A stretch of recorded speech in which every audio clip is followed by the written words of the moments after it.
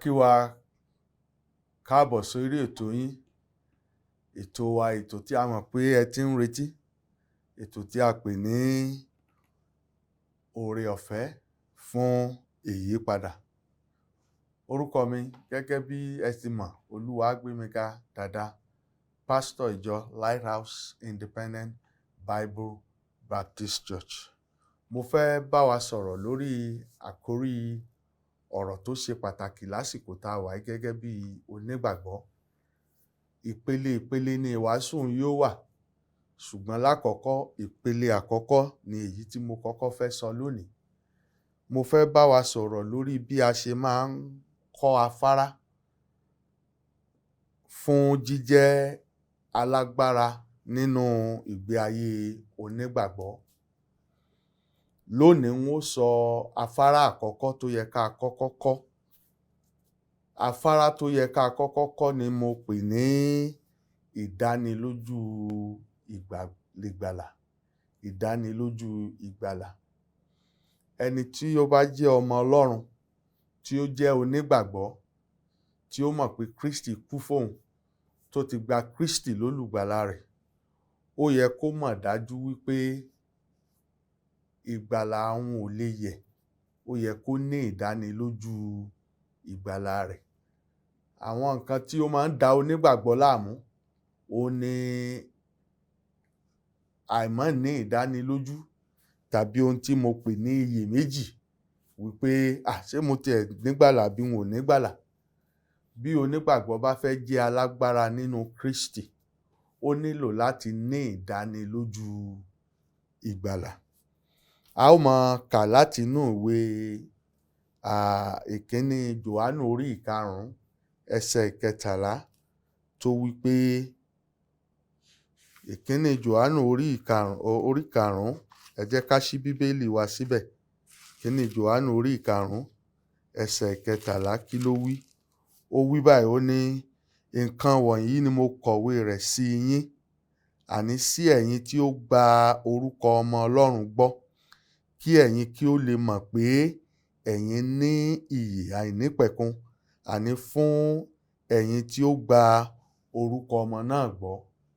Jòhánù kọ̀wé sí ìjọ wípé gbogbo ẹ̀yin tẹ́ ẹ bá ti jẹ́ ọmọ Ọlọ́run, mò ń kọ̀wé sí yín kẹ́ ẹ lè bá ní ìdánilójú wípé ẹ ní ìyè àìnípẹ̀kun. Bí Jòhánù bá lè kọrú ìwé báyìí, ó yẹ ká mọ̀ wípé lóòótọ́ tí a kò bá múra, a ó máa ṣe iyèméjì lórí ìgbàlà wa tí kò sì yẹ kó rí bẹ́ẹ̀. Onígbàgbọ́ nílò láti mọ̀ wípé ìgbàlà òun dúró ṣinṣin nínú Kristi. Mo fẹ́ ka ẹsẹ̀ kan sí kí n tó máa wàásù nìṣó. Ìwé Éfésù orí 6, mo fẹ́ sáré ka ẹsẹ̀ 10 tó wípé, lákòótán ará mi, ó ní ẹ jẹ́ alágbára nínú Olúwa. Ẹ jẹ́ alágbára nínú Olúwa àti nínú ipá rẹ̀. Ẹ jẹ́ alágbára.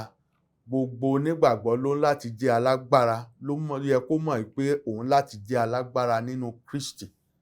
Ṣùgbọ́n àwọn nǹkan kan wà tí ò kì í jẹ́ ká jẹ́ alágbára. Òun ni nǹkan àkọ́kọ́ tá a fẹ́ wò lónìí, tá a pè ní ìdánilójú ìgbàlà ẹni. Tí onígbàgbọ́ ò bá ní ìdánilójú ìgbàlà, kò lè jẹ́ alágbára nínú Kristi. Ọ̀pọ̀lọpọ̀ ìgbà ni èṣù ó máa dẹ́rù bá. Ọ̀pọ̀lọpọ̀ ìgbà ni àwọn ìṣesí rẹ̀ gan máa bà lẹ́rù. So nítorí náà lónìí, a ó lọ láti wo afárá yìí tá a pè ní afárá ìdánilójú ìgbàgbọ́. Àwọn nǹkan kan máa ń wà nínú ìgbàgbọ́ téèyàn bá nígbàlà tán tó máa ń dàyàn láàmú. Ìyẹn là ń pè ní iyèméjì. Iyèméjì ò ṣe nǹkan tó dára. Ṣùgbọ́n kí n tó tẹ̀síwájú, ẹ jẹ́ n kọ́kọ́ sọ nípa afárá kó lè bá yé wa dáradára. Kí la afárá tí mo túmọ̀ sí? Tẹ́ bá wo nǹkan tí à ń pè ní afárá, afárá jẹ́ ohun tí a mọ tó lè ràn wá lọ́wọ́ láti gbé wa láti ibi tá a wà sí ibòmíràn tá a fẹ́ lọ. Afárá dàbí ohun tá a ṣe tó lè jẹ́ ìrànlọ́wọ́ tàbí àsopọ̀ láti ọ̀nà kan sí ọ̀nà kejì. Gbogbo onígbàgbọ́ ló yẹ kó mọ̀ wípé ipò kan ló yẹ ká wà, ṣùgbọ́n gbogbo wa a sí nípò náà. Torí náà ló yẹ ká máa wo àwọn afárá nínú ọ̀rọ̀ Ọlọ́run tá a nílò láti tẹ̀gùn láti lè dé ibi tí ó yẹ ká dé. Kí ni àwọn afárá yìí? Nígbà tá a bá ń sọ̀rọ̀ afárá yìí, ẹ jẹ́ kí n fi àwọn nǹkan kan hàn yín nínú ọ̀rọ̀ Ọlọ́run tó lè dí ìdíwọ́ ìdára ẹni lójú ìgbàlà fúnni. Kí ni àwọn afárá yìí, àwọn ìdíwọ́ yìí? Ó ní pé ìdíwọ́ ó ṣe ohun tó burú jù nínú ìgbàgbọ́. Tá a bá lọ jáde nígbà mìíràn, tá a bá béèrè lọ́wọ́ ènìyàn wípé ǹjẹ́ o ní ìdánilójú, ẹlòmíràn ó sọ fún wa wípé kò tiẹ̀ yé wa dáadáa, òun ò tiẹ̀ mọ̀. Kò sì yẹ kó rí bẹ́ẹ̀. Ó yẹ kí onígbàgbọ́ lè mọ̀ wípé òun ń lọ sí ọ̀run. A nílò láti mú ohun tá a pè ní iyèméjì kúrò. Ẹ jẹ́ n sọ fún yín wípé iyèméjì máa ń ba nǹkan jẹ́ nínú ìgbé ayé onígbàgbọ́. Onígbàgbọ́ tó bá fẹ́ di alágbára kò gbọdọ̀ ṣe iyèméjì lórí bóyá ó ní ìyè àìnípẹ̀kun àbí kò ní ìyè àìnípẹ̀kun. Ọkàn onígbàgbọ́ gbọdọ̀ dúró ṣinṣin wípé mo ti ní ìgbàlà mi ò sì lè yẹ̀. Ìgbàlà ò kí ń ṣe nǹkan tí ènìyàn máa ń ṣe lẹ́ẹ̀mejì àbẹ́ẹ̀mẹ́ta. Ẹ̀ẹ̀kan là ń bí ni kéèyàn tó dọmọ. Ẹ̀ẹ̀kan ni bàbá tó bí mi kí n tó dọmọ rẹ̀. Gbogbo ìwà tó bá wù kí n lè wù nínú ilé wa, ọmọ bàbá mi náà ni mo jẹ́. Ó sì ti bí mi, ó ti bí mi. Kò lè mú mi padà sínú rẹ̀ wípé òun tó fẹ́ tún mi bí mọ́ ńgbà tí mo ti di àgbàlagbà, kò ṣeé ṣe.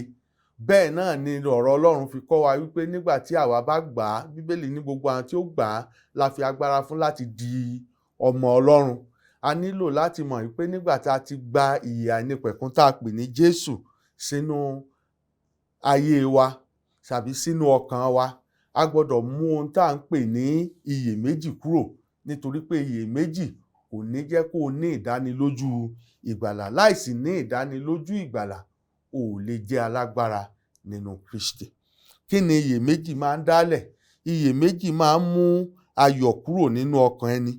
Iyèméjì ò kí ń jẹ́ kí èèyàn ní ayọ̀. Bíbélì sọ wípé nínú ìwé ìkíní Jòhánù orí ìkíní ẹsẹ̀ 4, ó ní àwa sì kọ ìwé kan wọ̀nyí sí yín kí ayọ̀ yín kí ó lè di kíkún. Ayọ̀ onígbàgbọ́ gbọ́dọ̀ máa kún ní gbogbo ìgbà. Àwọn tó lè mú ayọ̀ onígbàgbọ́ má kún, ó ní iyèméjì nípa ìgbàlà rẹ̀. Ẹni tó bá ti ń ṣe iyèméjì nípa pé ṣé mo nígbàlà, ṣé mo ò nígbàlà, ayọ̀ rẹ̀ ò lè di kíkún, kò lè jẹ́ alágbára nínú Kristi. So iyèméjì máa ń ba ayọ̀ jẹ́ ni. Bákan náà ni iyèméjì máa ń ba ìwúlò jẹ́. O ò ní lè wúlò nínú ilé Ọlọ́run. O ò ní lè wúlò fún nǹkan kan. Kò sí ohun tó o lè ṣe tó o lè wúlò, nítorí pé ó máa wò wípé n ò kúkú mọ̀ bóyá ẹni ìgbàlà ni mí, bóyá ẹni ìgbàlà kọ́ ni mí. Kò sì yẹ kó rí bẹ́ẹ̀. Afárá yìí ó yẹ kó kúrò nínú ayé rẹ̀. Ó yẹ kó kó tẹ́gùn síbi tó yẹ kó wà. Gẹ́gẹ́ bí mo ṣe dúró níwájú rẹ lónìí, èmi náà ti tẹ afárá ìgùn, afárá ìdánilójú. Kò sí ohun tó lè yẹ ìgbàlà mi, nítorí pé ìgbàlà mi ò sí lọ́wọ́ mi, ṣùgbọ́n lọ́wọ́ Kristi. Kristi ò lè yí padà. Ẹ̀jẹ̀ Kristi a lè tá sílẹ̀ lẹ́ẹ̀mejì. A ti tá sílẹ̀ lẹ́ẹ̀kan nítorí ẹ̀ṣẹ̀ wa. Ẹni tó bá sì ti tọ̀ Kristi wá, ó ti wà títí láé. Jẹ́ n wí fún ọ wípé iyèméjì, gẹ́gẹ́ bí mo ṣe ń sọ, yóò ba ayọ̀ rẹ jẹ́. Iyèméjì yóò ba ìwúlò rẹ jẹ́. Bákan náà mo fẹ́ sọ fún ọ pé iyèméjì ò kí ń jẹ́ kéèyàn ó ní ọkàn tó dúró ṣinṣin. Ọkàn rẹ ò ní lè dúró. Ọkàn rẹ ó máa sá káàkiri ni. Ǹjẹ́ mo tiẹ̀ á wà nínú Kristi? Ǹjẹ́ n ò wá tẹ̀ sí nínú Kristi?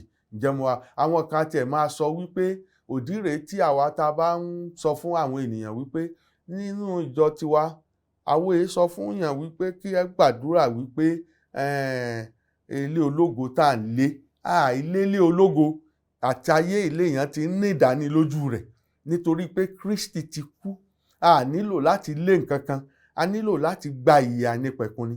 Bíbélì sọ pé ẹ̀bùn ọ̀fẹ́ Ọlọ́run ni ìyè tí kò nípẹ̀kun nínú Jésù Kristi. Gbogbo onígbàgbọ́ tó bá ti ní ìyè àìnípẹ̀kun kò nílò láti máa lélé ológo mọ́. Ìdánilójú ni wípé ó ti ní Kristi títí tí yóò sì fi kú. Kristi ò lè yí padà. Ọ̀run rẹ̀ ò lè yí padà. Ìdí rèé tó fi yẹ ká mú iyèméjì kúrò nínú ọkàn wa, nítorí wípé ìgbàlà ò sí lọ́wọ́ wa. Ọwọ́ Kristi nìgbàlà wà. Ẹni tó bá sì ti ní Kristi, Bíbélì sọ fún wa wípé ó ti ní ohun gbogbo. Bó tilẹ̀ jẹ́ pé nínú ìwé ìfihàn Bíbélì sọ pé kíyèsí èmi ń bọ̀ kánkán, èrè mi ń bẹ pẹ̀lú mi láti san fún olúkúlùkù gẹ́gẹ́ bí iṣẹ́ rẹ̀. Àwa onígbàgbọ́ ló ń bá wí nígbà tá a di ọmọ Ọlọ́run tán. A ò yẹ dídi ọmọ Ọlọ́run ò lè yí padà, ìgbàlà ò lè yí padà. Ṣùgbọ́n kí là ń ṣe fọ́lọ́run kó tó dijọ́ tá a pàdé? Òun ni Bíbélì ṣe sọ wípé èrè rẹ̀ ń bẹ fún onígbàgbọ́ kọ̀ọ̀kan gẹ́gẹ́ bí a fi gbé fún bàbá wa nígbà tá a wà láyé. Mú iyèméjì kúrò nínú ayé rẹ tó bá jó nígbàgbọ́. Mú iyèméjì kúrò nínú ọkàn rẹ nígbà tó bá di ọ̀rọ̀ ìgbàlà rẹ. Mọ̀ dájú lónìí wípé o ní Kristi. Tó o bá ti mú iyèméjì kúrò, o ó rí wípé ìwọ náà ó lálàáfíà. Ayọ̀ ó wá bá ọ pé bẹ́ẹ̀ ni, mo ti dọmọ Ọlọ́run. Jẹ́ n tún sọ nǹkan kan kí n tẹ̀síwájú. Kí ni àwọn tí ń fa iyèméjì? Kí ni máa ń fa iyèméjì nínú ayé wa? Ẹ rí i pé nígbà mìíràn, bóyá ìmọ̀lára wa, bóyá ìgbà tá a dẹni ìgbàlà tán, bóyá ọjọ́ tá a dẹni ìgbàlà, inú wa dùn, ayọ̀ wa kún. Mo ti dẹni ìgbàlà lónìí. Ṣùgbọ́n gbà tẹ́ fi rí bí ọ̀sẹ̀ kan, oṣù kan, ayọ̀ yẹn ó ti kúrò ńbẹ̀. Bóyá yẹn lè mú ọmọ rò wípé ṣé mo tiẹ̀ dẹni ìgbàlà mọ́? Ìgbà mo mọ̀ kọ́kọ́ dẹni ìgbàlà báyìí mọ̀ lórí. Bẹ́ẹ̀ nígbà míì àwọn nǹkan báyìí a máa mú iyèméjì wá sínú ọkàn èèyàn wípé ǹjẹ́ mo tiẹ̀ dẹni ìgbàlà? Ìgbà mìíràn ó sì lè jẹ́ wípé bóyá èrò orí. Kí ni mo túmọ̀ sí nípa èrò orí? N tó túmọ̀ sí ni pé mo fẹ́ rántí gbogbo nǹkan tó ṣẹlẹ̀ nígbà tí mo dẹni ìgbàlà. Gbogbo bó ṣe rí, torí pé wọn ò lè rántí rẹ̀. Bóyá torí rẹ̀ ó ti fi iyèméjì sínú ara rẹ̀. Kò yẹ kó rí bẹ́ẹ̀. Àwọn nǹkan báyìí máa ń mú iyèméjì wá lóòótọ́, ṣùgbọ́n kò yẹ kó rí bẹ́ẹ̀. O ò gbọdọ̀, bó o tiẹ̀ rántí ìgbà náà, bó o rántí ìgbà náà, jẹ́ n sọ nǹkan kan fún ọ. Níjọ́ tó o ti gba Kristi, Bíbélì níjọ́ tó o gbà á ti kọ orúkọ rẹ sínú ìwé yìí. Ọ̀rántí, ìwé yìí ò lè ya lọ́run. Ìwé yìí àìparẹ́. Tá a bá ti kọ orúkọ onígbàgbọ́ síbẹ̀, ó wà títí láé. Má jẹ́ kí àìrántí tó ṣẹlẹ̀ nígbà tó dẹni ìgbàlà, tó kọ́kọ́ dẹni ìgbàlà, tó gba Kristi lólùgbàlà rẹ, má jẹ́ kó dá iyèméjì sínú ọkàn rẹ wípé ṣé mo wá dẹni ìgbàlà mọ́ nígbà tí mo tiẹ̀ lè rántí tó ṣẹlẹ̀. Nǹkan míì tó tún máa ń dá wàhálà lẹ̀ tó máa ń dá wàhálà iyèméjì lẹ̀, ohun tó ní àwọn nǹkan tí ń ṣẹlẹ̀ láyìíká wa. Bóyá lónìí orí jẹ, bóyá lọ́la kò sówó. Torí pé kò sówó, bóyá o ti ń ronú wípé ṣé mọ̀ pé àwọn oríṣiríṣi ìwàásù ló wà wípé ọmọ Ọlọ́run ebi ò gbọdọ̀ pa. Ebi a máa pọ ọmọ Ọlọ́run, ṣùgbọ́n Ọlọ́run a máa dáhùn àdúrà. Ebi máa pọ ọmọ Ọlọ́run. Wọ́n á ní owó ò gbọdọ̀ tán lọ́wọ́ ọmọ Ọlọ́run. Ta ló sọ bẹ́ẹ̀ fún ọ?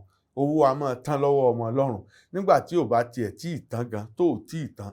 Nígbà míì Ọlọ́run lè má fi sí. Nígbà míì Ọlọ́run máa ń fi wá, ó máa ń tán wàá wò gẹ́gẹ́ bí láti wò wípé ǹjẹ́ ní tiẹ̀ lè dúró ṣinṣin. Ǹjẹ́ ìránṣẹ́ tí mo fẹ́ gbé lọ́wọ́, ǹjẹ́ ó lè tẹ̀síwájú? Torí rẹ̀ nígbà míì Ọlọ́run ó wò wá wípé ó dáa, jẹ́ n fìdánwò díẹ̀ sínú ayé rẹ̀. Tẹ́ bá wo Ábúráhámù, tá a bá wo Dáfídì, gbogbo wọn náà ló ti la gbogbo nǹkan yẹn kọjá. Má jẹ́ n tó ń là kọjá, má jò fún ọ ní iyèméjì wípé àbó tiẹ̀ kì í ṣọmọ Ọlọ́run. Ẹni bá ti ní Kristi lẹ́ẹ̀kan, títí láé ló ti ní Kristi. Pàápàá jùlọ nǹkan míì á tún máa fa iyèméjì. Bóyá gbà tó di ọmọ Ọlọ́run tán, bóyá ẹnìkan ṣe ọ wá ní kò ní ṣe kinní kan fún ọ, kò ní ṣe gbá fún ọ, bóyá o ṣépè fún, àbó orí pò ń jà, o wá padà sílé wa ní èmi ni mo máa ń jà yìí. Mi ní ìgbàlà mọ́. Àwọn nǹkan yìí á máa fa iyèméjì ìgbàlà. Iyèméjì nínú ọkàn wa wípé ǹjẹ́ mo ní ìgbàlà mọ́? Kò rí bẹ́ẹ̀. Nígbà tá a gbà ọ́ là, Kristi ló wọnú rẹ. Ẹran ara yìí sì wà ń bẹ̀ lẹ́ẹ̀kọ̀ọ̀kan. Nígbà míì ẹran ara máa ń múṣe rẹ̀ wá. Nígbà míì a máa ń ríra nínú ẹran ara. Èmi kan tí mo jẹ́ oníwàásù níwájú yín, lọ́pọ̀lọpọ̀ ìgbà nígbà míì tá a bá wa mọ́tò, bóyá ẹnìkan wàwàkuwà, orí ẹ̀ dàrú ni, orí ẹlòmíràn tẹ̀ tún rèé, òun náà ni ó wàwàkuwà, òun náà ni ó máa bú ọ. Ìgbà míì máa dá wọn lóhùn pé orí tèmi ò dàrú, orí rẹ ló dàrú. Nígbà míì tí mo bá sọ tán máa wò pé ṣó yẹ kí n sọ báwọn, kò yẹ kí n sọ báwọn, yẹ kí n fi ilẹ̀ yìí. Ṣùgbọ́n ìyẹn kò fi iyèméjì fún mi sínú ọkàn mi wípé mi ò mọ̀ kí n ṣe ọmọ Ọlọ́run mọ́ torí wípé bóyá bí mo ṣe hùwà àbí bí mo ṣe nǹkan bìkan. Kò rí bẹ́ẹ̀. Bíbélì sọ wípé ẹni tí Ọlọ́run bá fẹ́, òun ni máa bá wí, a sì máa na olúkúlùkù ọmọ tó gbà. Ìwé Hébérù orí 12 ẹsẹ̀ 6 ló sọ bẹ́ẹ̀. Kí lọlọ́run ṣe ń bá wa wí? Kí lọlọ́run ṣe ń nà wá? Ìdí rẹ̀ náà ni pé nígbà tá a dẹni ìgbàlà tán, kì í ṣe pé bóyá a ti pé tán, ọmọ ọlọ́run náà la jẹ́ títí láé, bó tiẹ̀ jẹ́ pé àwọn àṣìṣe kọ̀ọ̀kan ò lè mọ́ sí. Òun ni Bíbélì ṣe ní nígbà tí a bá ṣe àìda, òun lòun ó bá wa wí tàbí òun ó nà wá. Má jẹ́ kí àwọn ìṣesí rẹ kọ̀ọ̀kan, má jẹ́ kó dàbí ìgbà tí ó fún ọ ní iyèméjì nínú ìgbàlà rẹ. Jẹ́ kí ọkàn rẹ kó dúró ṣinṣin nínú ìgbàlà. Tí o bá tí kọjá oríta yìí, o nílò láti kọjá rẹ̀ síwájú. Lẹ́yìn ìgbà tó dẹni ìgbàlà tán, o nílò láti mọ̀ wípé ìgbàlà rẹ ó dájú kò lè yí padà. Ìgbàlà rẹ ó dájú kò lè yí padà. Jẹ́ n wá fún ọ lóhùn kẹta èyí tó parí, tó sọ wípé kí ni ohun tá a pè ní ìmúláradá fún iyèméjì? Kí ni ìmúláradá fún iyèméjì tó ń ṣe lórí ìgbàlà rẹ? Jẹ́ n sọ nǹkan méjì fún ọ kó tó di pé wọn ó gbàdúrà. Ohun àkọ́kọ́ tí wọ́n sọ fún ọ ni pé ìmúláradá àkọ́kọ́ ni pé gbàgbọ́ nínú ìpèsè Ọlọ́run. Ìgbàgbọ́ nínú ìpèsè Ọlọ́run. Níbo ni ìgbàgbọ́ rẹ dúró lé lórí? Nítorí tí ìgbàgbọ́ ènìyàn bá dúró lórí ara rẹ̀, tí ìgbàgbọ́ ènìyàn bá dúró lórí ìjọ, tí ìgbàgbọ́ ènìyàn bá dúró lórí bí mo ṣe ń hùwà sí ni wọ́n ṣe lọ́run, ìgbàgbọ́ rẹ ò dúró lórí nǹkan tó dára. Ìgbàgbọ́ tó dúró ṣinṣin ó gbọ́dọ̀ dúró lórí Ọlọ́run. Tí o bá ti gbàgbọ́ wípé Kristi ló kú lórí igi àgbélébùú, jẹ́ n sọ nǹkan kan fún ọ, o ò ní lè ṣe iyèméjì mọ́. Ṣùgbọ́n tó bá jẹ́ pé ìgbẹ́kẹ̀lé rẹ nígbà mìíràn ò ń gbẹ́kẹ̀lé pé bóyá ìhùwàsí rẹ ló fún ọ ní ìyè àìnípẹ̀kun, jẹ́ n sọ nǹkan kan fún ọ, o ò lè ní ìdánilójú. O ó máa ṣe iyèméjì náà ni. Ṣùgbọ́n tó bá ti gbàgbọ́ nínú ìpèsè Ọlọ́run wípé òun nìkan ló pèsè, Jésù nìkan la pèsè fún wa, Jésù nìkan ni ìpèsè Ọlọ́run fún ìgbàlà, ìdánilójú rẹ yóò dúró ṣinṣin.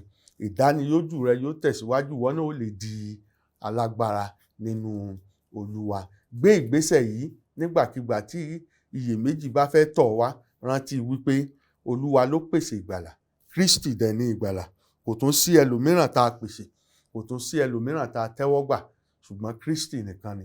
Àwọn kan máa ń sọ wípé mo fi ayé mi fún Jésù. Nígbà tí mo jẹ́ ní ìgbàlà ni mo fi ayé mi fún Jésù.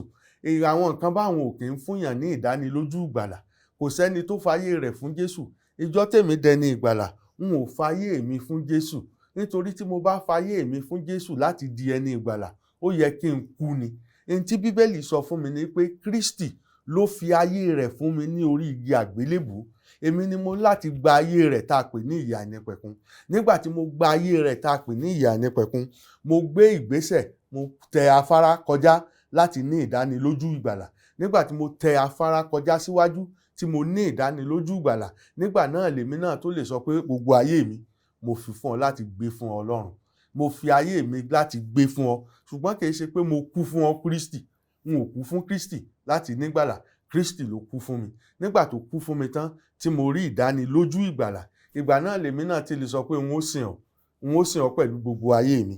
Má ṣe jẹ́ kí ohunkóhun kó fi iyèméjì sínú rẹ nípa ìgbàlà rẹ. Mọ̀ dájú wípé Ọlọ́run ló gbé ìgbàlà kalẹ̀ nínú Kristi.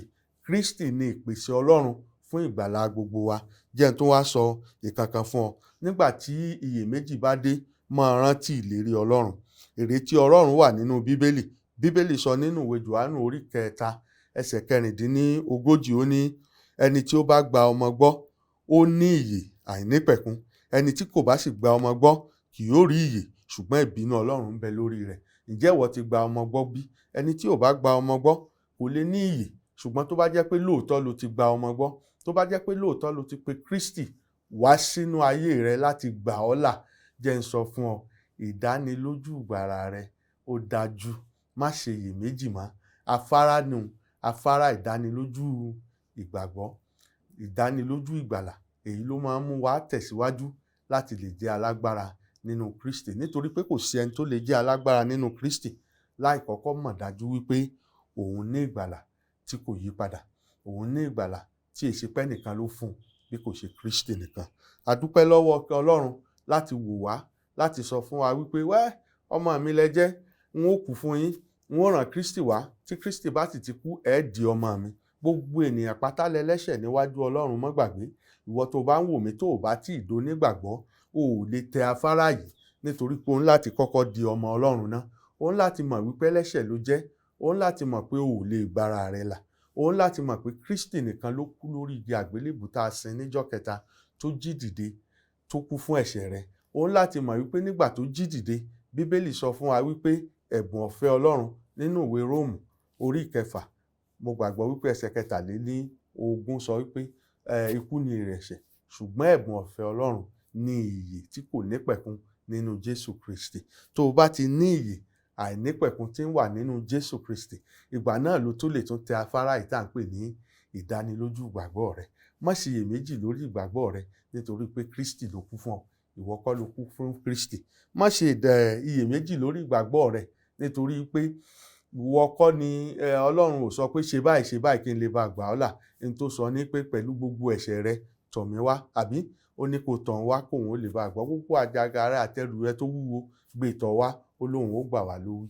Ẹni tó bá sì ti ní ìgbàlà, ẹni tó bá ti ní Kristi, ìdánilójú ni pé ó ní ìgbàlà. Ẹ má gbàgbé, tẹ́ bá ní ìbéèrè láti bi wá, ẹ ó rí àwọn ẹ̀rọ tẹ́ lè pè wá sí tá lè dá yín lóhùn. Gẹ́gẹ́ bí mo ṣe sọ tẹ́lẹ̀, orúkọ mi náà ni Oluwagbemiga Dada.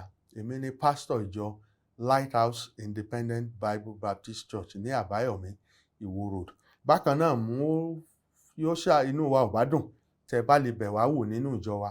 Ní aago 10 ní ọjọ́ Sunday la máa ń ṣe Sunday school wa, ní aago 10 sí aago 11, wákàtí kan péré ni. Ẹ sì kọ́ ẹ̀kọ́ láti inú ọ̀rọ̀ Ọlọ́run. Bákan náà, tá a bá ti parí kété la ó kọrin, a ó ṣe gbogbo, a sì bẹ̀rẹ̀ ìsìn ti òwúrọ̀. Nígbà tí aago 12 tàbí ó pẹ́ jù, aago 12:30 bá máa fi lù, àti parí ìsìn. Ọjọ́ Wednesday la máa ń ṣe àsìkò fún ìkọ́ni Bíbélì wa tá a pè ní Bible Study. Láago 5 ìrọ̀lẹ́ ni sí aago 6, wákàtí kan péré ni. Ṣùgbọ́n wákàtí tó o bá lè bẹ̀ wá wò, ìwọ náà ó láǹfààní láti mọ̀ nínú ọ̀rọ̀ Ọlọ́run. Nísinsìnyí gan, a ti ń kọ́ nípa àwọn ìtàn tí Kristi sọ nínú Bíbélì. Kí ni àǹfààní rẹ̀ fún wa? Ẹ̀yin náà lè darapọ̀ mọ́ wa láago 5 sí 6 ní ọjọ́ Wednesday. Dada Oluwagbemiga lẹ́ẹ̀kan sí lórúkọ mi. Tẹ́ bá ní ìbéèrè tẹ́ fẹ́ bi wá, gbogbo àwọn ẹ̀rọ tí wọ́n bá fi sí ojú móhùnmáwòrán wa, ẹ pè, ẹ bá wa sọ̀rọ̀, àwa náà ó lè dá yín lóhùn. Àwa ti rẹ́ ṣetán, a ti gbáradì láti dá yín lóhùn, ṣùgbọ́n ìdáhùn wa kò ní jẹ́ nípa tọgbọ́n orí wa, kò jẹ́ nípa òye wa. Ní gbogbo ìgbà tá a bá máa dá yàn lóhùn, ọ̀rọ̀ inú Bíbélì la máa fi ń dá yàn lóhùn. Ẹ ṣé tẹ́ tẹ́tí sí ètò wa lónìí. Mo fẹ́ gbàgbọ́ pé ọ̀rọ̀ Ọlọ́run ti ràn yín lọ́wọ́ ní ọ̀pọ̀lọpọ̀ ọ̀nà. Kí a tó máa lọ, ìpèníjà tó ga jù náà ni pé tí Jésù bá dé, yóò dá yín lójú pé ẹ ó dé ìjọba ọ̀run bí? Ìfẹ́ Ọlọ́run fún yín àti èmi ni pé kí a lè dé ìjọba ọ̀run. Torí ìdí èyí ló fi rán Jésù wá sáyé, nítorí pé ó mọ̀ pé ẹlẹ́ṣẹ̀ ni wá. Róòmù orí 3 ẹsẹ̀ 23 ní gbogbo ènìyàn ló ṣáà ti ṣẹ̀, tí wọ́n sì ti kùnà ògo Ọlọ́run. Nítorí ẹ̀ṣẹ̀ wa sì jẹ̀bi ikú. Bíbélì sọ nínú ìwé Róòmù orí 4 ẹsẹ̀ 23 pé nítorí ikú ni èrè ẹ̀ṣẹ̀. Ọlọ́run kò fẹ́ kí èmi àti yín ká kú, ká ṣègbé, ká lọ sọ́run àpáàdì. Jésù ọmọ Ọlọ́run wá sáyé yìí, ó lo ọdún 23, apá lórí igi àgbélébùú, asín, ó sì jíǹde níjọ́ kẹta láti san gbèsè ẹ̀ṣẹ̀ èmi àti yín, kí èmi àti yín ká lè bá di ọmọ Ọlọ́run. Ó wá ń pè wá pé kí a wá láti gbà òun. Bíbélì wá wípé ẹnikẹ́ni tó bá gbà á gbọ́, kó má bàa ṣègbé, mọ̀ kí o lè ní ìyè àìnípẹ̀kun. Bí o fẹ́ gba Jésù lólùgbàlà lónìí, o lè pè é sínú ọkàn rẹ níbi tó wà. Tẹ́rì rẹ bá kó wípé Jésù ọmọ Ọlọ́run, ṣàánú fèmí ẹlẹ́ṣẹ̀, kí o sì gba ọkàn mi là. Mo gbà ọ́ sínú ọkàn mi gẹ́gẹ́ bí olùgbàlà ayé mi. Mo gbàgbọ́ pé ikú sísè àtàjíǹde rẹ ó san gbèsè ẹ̀ṣẹ̀ mi. Jésù, mo dúpẹ́ torí pé o ti gbà mí là lónìí. Jésù Olúwa wa, àmín. Bí ẹ fẹ́ ká bá yín yọ̀ pé ẹ ti gba Jésù, ẹ lè pè wá sórí 08130008305 tàbí 08100279126 tàbí 07055307492. Wà láàyè Ọlọ́run yóò máa bá yín gbé. Ẹ ṣé. Aráyé òkú fún mi pẹ̀lú oore ọ̀fẹ́ ṣá ní gbẹ́kẹ̀lé mi.